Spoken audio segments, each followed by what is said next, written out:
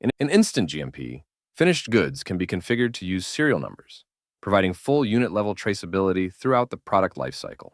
When a finished good is created, users can enable serial numbers and choose how those serial numbers will be created.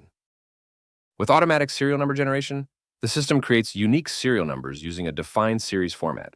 Once manufacturing is completed and the batch is added to inventory, Instant GMP automatically generates a unique serial number for each individual unit produced.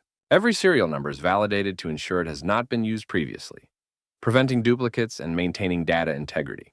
After creation, serial numbers become part of the inventory record and are tracked individually.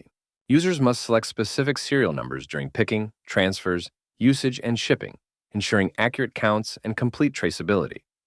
Finished goods can be configured to use serial numbers that uniquely identify each individual unit, supporting full traceability throughout the product lifecycle.